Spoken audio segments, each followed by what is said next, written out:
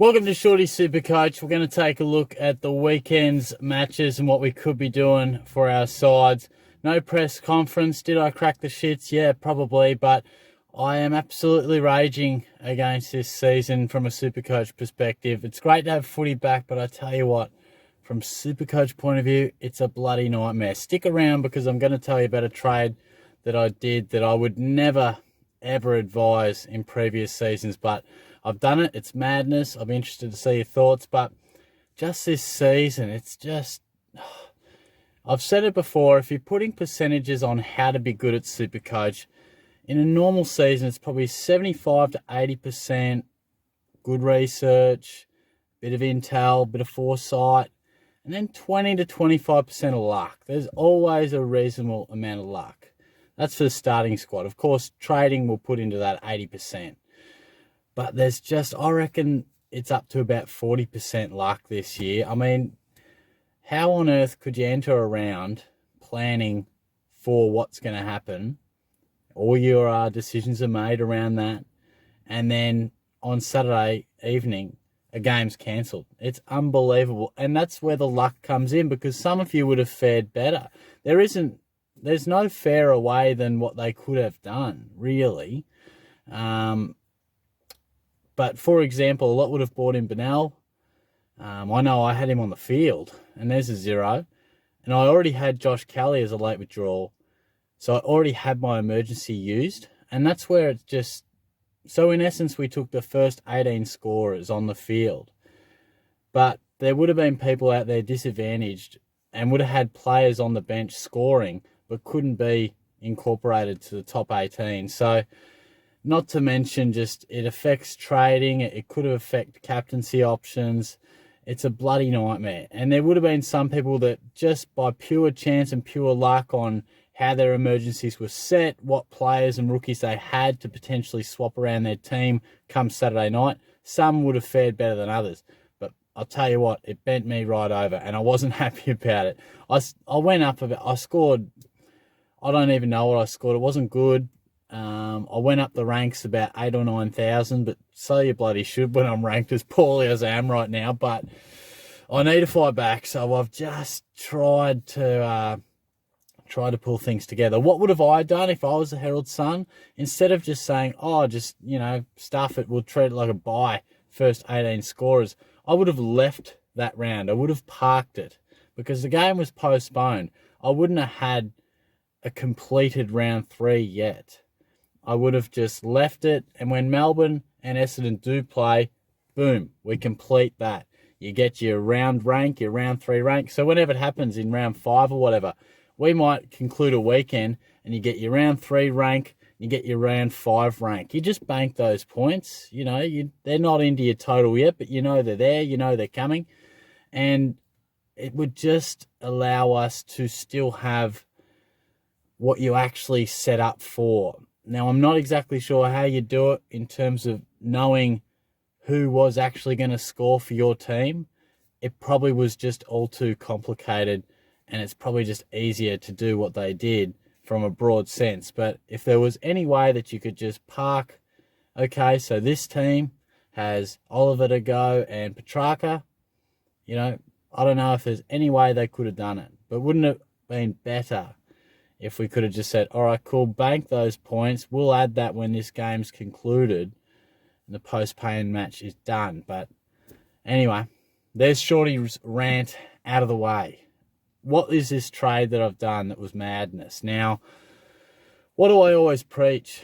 Trades are like gold. We'll throw that out the window. They're not like gold anymore. I don't know what commodity isn't quite as valuable as gold, but whatever it is, trades are like copper. I don't know. It's not my strong suit. But they are not as valuable as they once were because we were afforded the same amount of trades as we normally would, but slashed 5 rounds off the season. 30 trades across 22 weeks requires a bit of management. 30 trades across 17 weeks, you can be a little bit more flippant about it. And that's exactly what I've been. Now, I'll walk you through the scenario. Houston has to go. Dunkley has to go.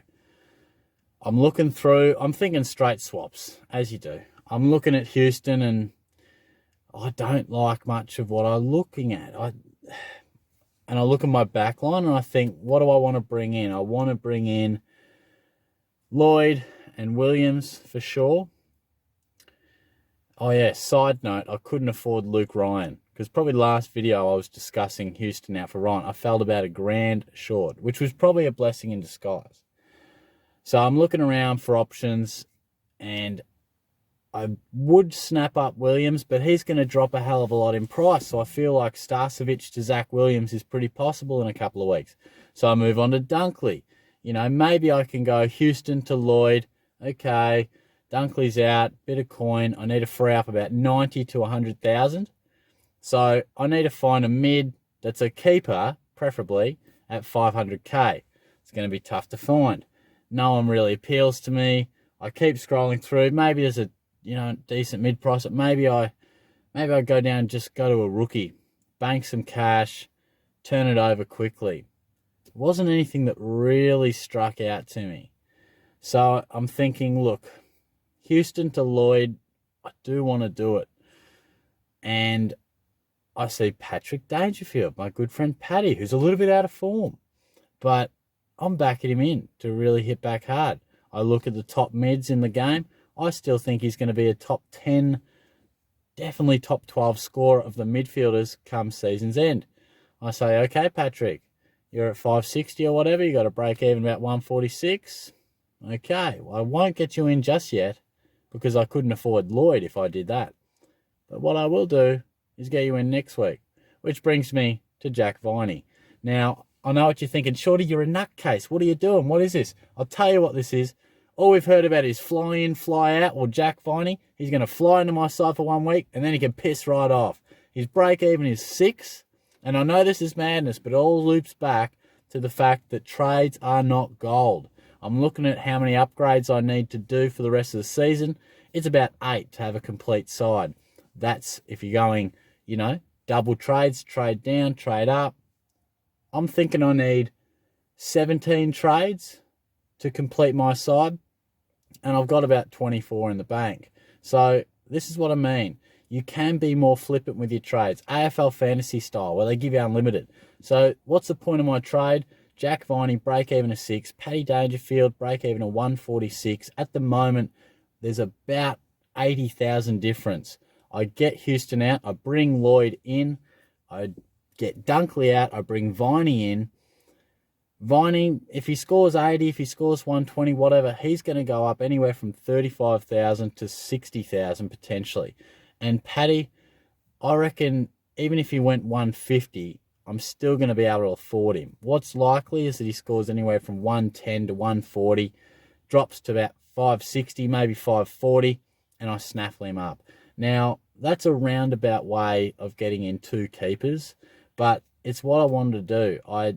I thought about going about it different ways, but Houston's going to drop, and he's just pissing me off with how he's rolling out this defensive role that he's playing. And I thought Lloyd's break-even of 88, I thought, well, just get him in. He's a gun.